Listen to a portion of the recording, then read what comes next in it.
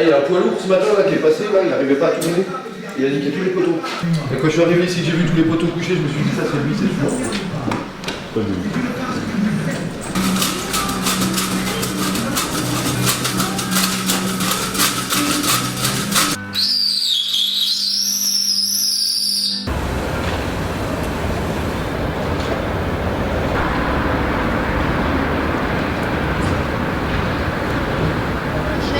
Moi quand je suis arrivé, que j'ai vu les poteaux pliés, le seul truc qui m'est venu à l'idée, je dis putain, encore une femme au volant. Ah, il y en a qui a loupé le virage.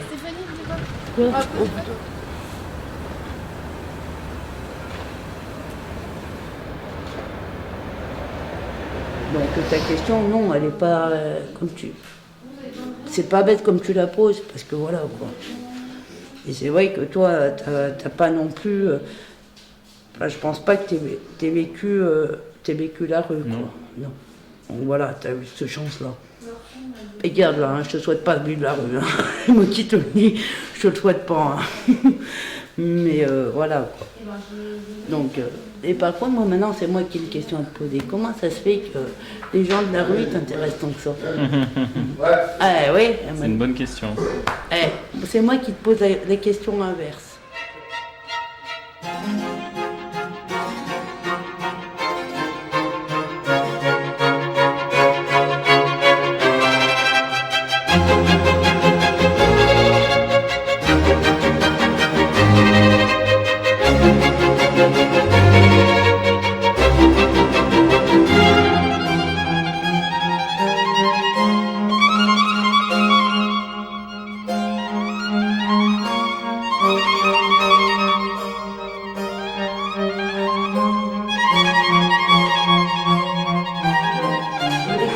Qui sont pas de la rue, pourquoi ils veulent connaître la vie des gens de la rue? Pour savoir. Pour savoir certaines choses. Oui, mais savoir quoi? Des questions qui se posent dans leur tête. Non, mais notre vie, elle est résumée à quoi? Comme une dose de Renault.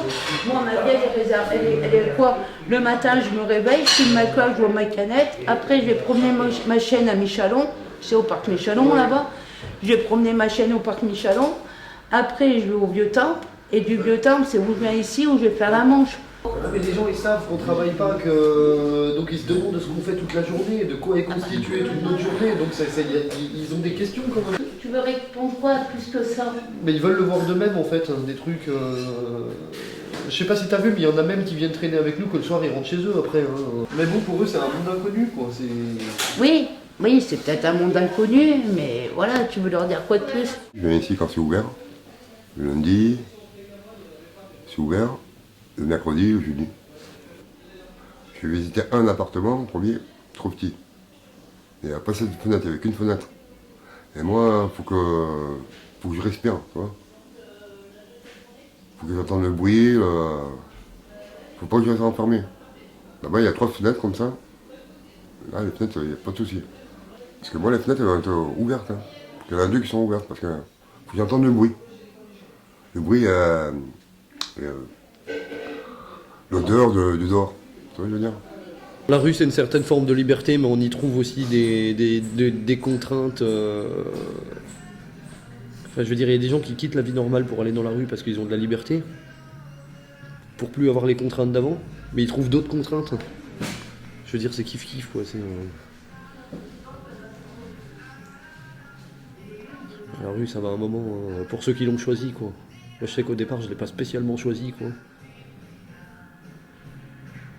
Et parce qu'en fait j'ai arrêté l'école à 15 ans.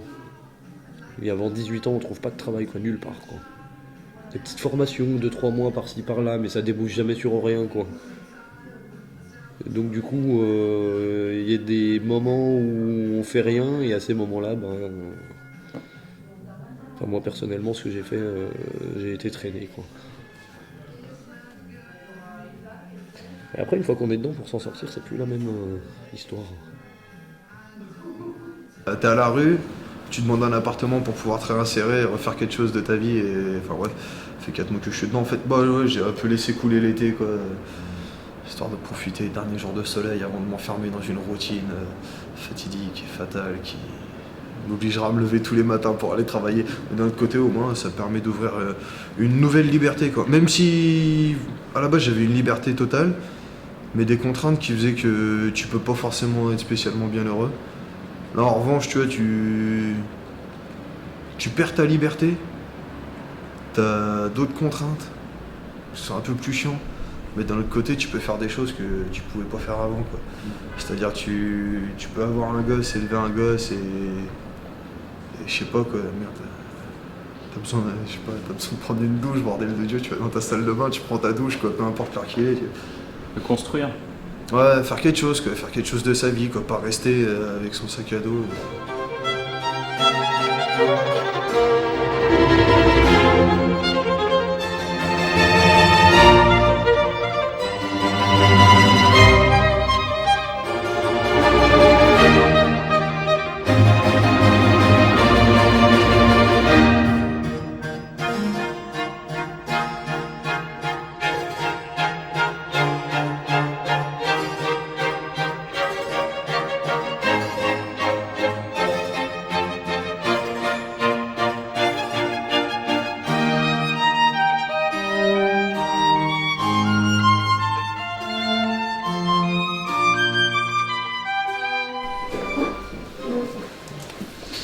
Elle est née au passage, après on était à la place, maintenant on est en appartement.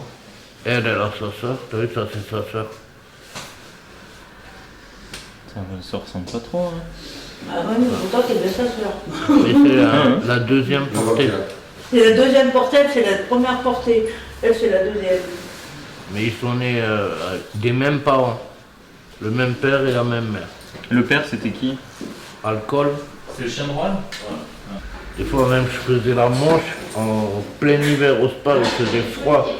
J'avais mis une couverture sur moi, le caddie, le carton avec les chiots, tu vois, tu sais, pour être au chaud. Et pour faire la manche, j'avais juste la casquette qui dépassait de la couverture comme ça. Tu me voyais même pas, tu sais, tu voyais juste une couverture sur un caddie et une casquette comme ça. Des fois ils m'ont fait des coups aussi, elle et plein de gens, comme on devait partir du passage. Ah tiens, je te confie mon chien, je vais chercher des clopes, moi je vais chercher à boire et machin. Et je me retrouvais avec 15 chiens. Vas-y, le bordel. Alors les keufs, ils te déplacent à chaque fois. Tu sais, oh, vous pouvez pas rester là. Tu te mets 20 mètres plus loin, ils reviennent une heure après. Ah, vous pouvez pas rester là. À chaque fois décalé de...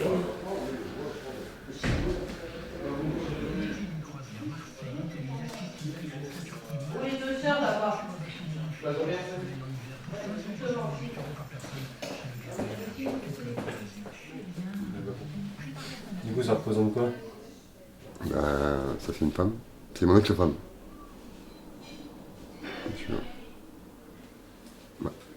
Je t'ai pas marié. Moi j'ai une fille, elle a 35 ans, même âge que Stéphanie. Ouais. Ça c'est... je sais pas si t'as fait la prison. Bon, ça c'est la mort. J'ai pas peur de mourir. Ça, le poignard, celui-là, là, avec le serpent là, la tête du serpent ici. Ça c'est la vengeance. Et quand j'aurais fait ma vengeance, la tête du serpent sera en bas. Voilà. Et ça? Ça c'est, ouais, une femme à 4 pattes, non, mais ça aussi. Ouais, j'en ai 13 sur moi. J'ai tout fait à la main, y a pas de machine. Ça. Avec quoi? Ben, 2 aiguilles, tu prends 2 aiguilles, tu as ça 2 aiguilles, et tu les décales. Tu vois, de ça, là. Tu peux le faire à l'arracher, comme ça, avec de l'encre. Comme ça, ou à la piquer, ça veut dire que tu prends 3 aiguilles, tu les attaches, après tu piques.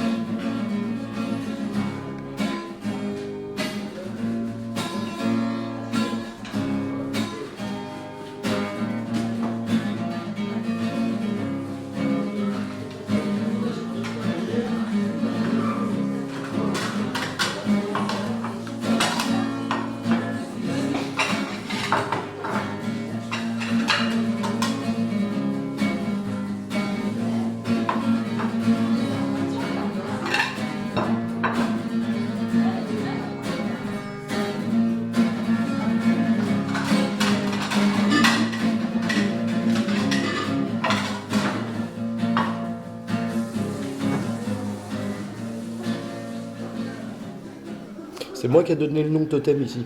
Ça a été voté. Ah bon? Il y a plusieurs noms qui ont été proposés. Moi, j'ai proposé le nom totem. Et il a été voté en majorité. Et c'est pour ça que ça s'appelle le totem maintenant ici. Pourquoi totem? Parce que, en fait, je me suis dit qu'un totem, il y a plusieurs têtes dessus.